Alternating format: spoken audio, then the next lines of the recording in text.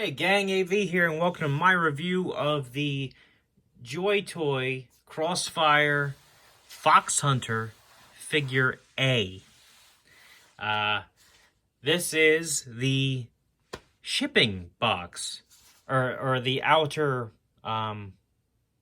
box for the figure itself. This is actually how I mean, it wasn't the actual box that was shipped in, but this is how the figure came to me.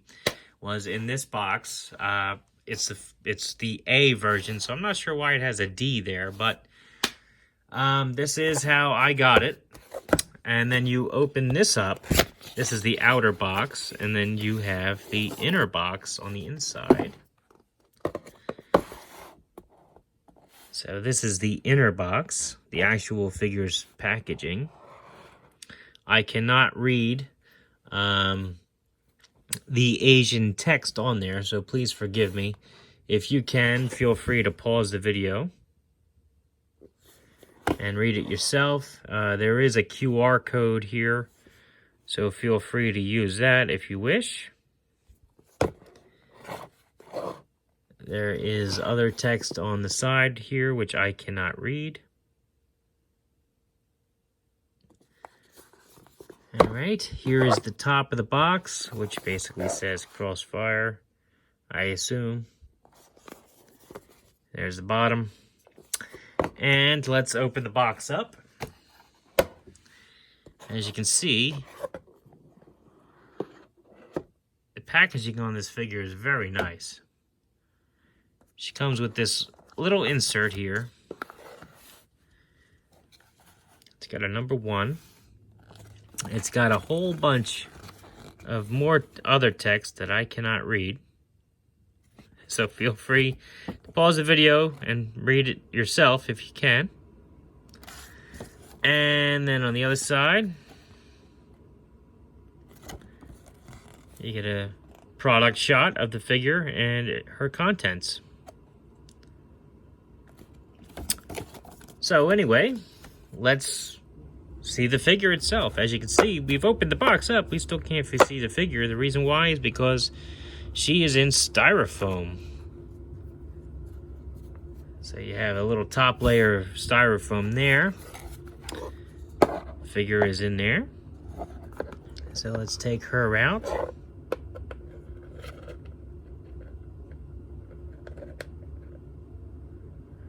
Okay. And the accessories are down the side here. Now, I may or may not have, I appear to have switched them out for little Ziploc baggies. I believe everything came in this bag here, but I actually put the weapons and stuff into a little Ziploc bag after I opened her initially. Now, in this bag here, this is where you would find her weapons and her spare hand and whatnot. She does come with one spare hand, and as you can see, a whole bunch of extra hinge joints. Some flesh color, some black. The reason why, as I found out on the internet after purchasing this figure, because this is the first Joy Toy figure I've ever owned, but apparently Joy Toy has had problems with their joints breaking in the past. I haven't had any issues with this figure or the other Joy Toy figure I own since then. But I think it was nice of them to include replacement parts. Even if yours don't break, you have replacement parts to maybe customize other stuff later. So that's a very nice touch. And like I said, I didn't have any issues with this figure, so your mileage may vary. I think it's nice that they actually do that, though. Let's have a look at her sculpt first, since I have her in my hands. Her face is a little on the cartoony side, but still, she can fit in with most modern figures, in my opinion. The detail on her is exquisite.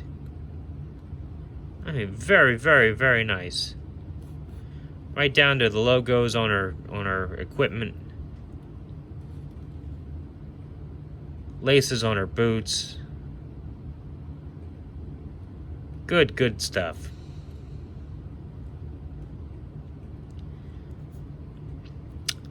Now,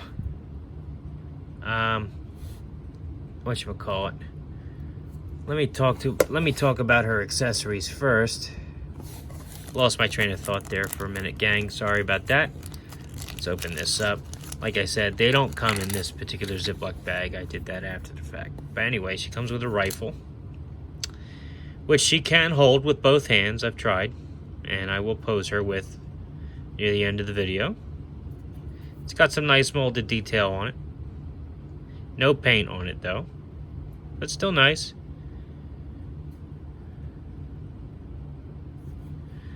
It's got a pistol. And this pistol also fits nicely in her hand. And it also fits nicely in her holster here, which is on her thigh. Oh, don't make a liar out of me. I had this in here before. It's very snug for whatever reason. But it does fit in there. Okay, now, as far as the figure itself is concerned, she's very posable, very cool, very well sculpted. This vest does come off. Unfortunately, with mine, there is a little bit of paint rub on her black shirt there from the vest. Hopefully that is not a common problem. I can only speak about the example I have in front of me. But yeah, you can remove this vest if you like. And yes, for you, for those of you wondering, it does appear as though she is braless. I'm not sure if it's coming up on my video or not, but there is some detail there. So, peg this back closed. Her head is on a ball joint.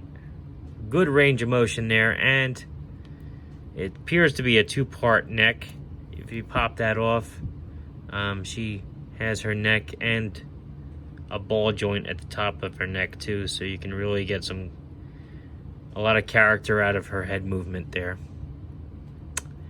Her arms are not hindered at all by her vest, so they can do a full 360. They can go up about that far, which is excellent. Nothing at the bicep. Elbows bend a full 90 and rotate full 360. Her wrists rotate full 360, and they have excellent hinges, enabling for a lot of range there, which is great. One of the main reasons why she can hold her weapon so well. She does have an ab crunch, which actually caused her vest to pop open, but it is hindered by the vest a little bit. But she's got a good range of motion there. I just decapitated her. I'm sorry. She does have waist articulation. As you can see, it's on a ball joint. So she's got a lot of range of motion on it.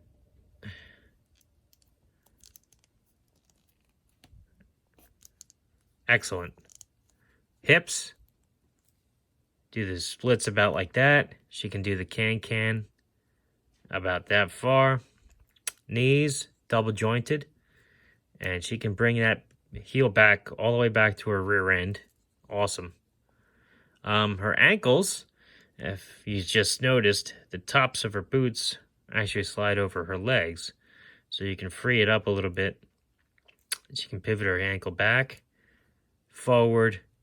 They rock a little side to side, and they do a full 360. Very good range of motion on her ankles, knees, elbows, the whole 9 yards. She is a great figure. Great figure, great sculpt, awesome paint applications, fantastic articulation. A lot of different posing options, cool weapons. She does come with an extra hand, like I mentioned, but I don't actually have it out. As promised, she can believably hold her weapon. I keep popping her head off. There we go.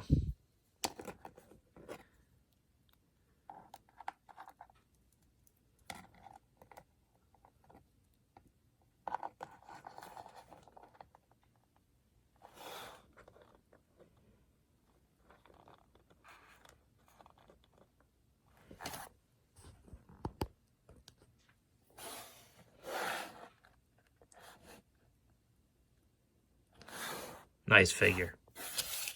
All right, here she is next to a modern-sized G.I. Joe.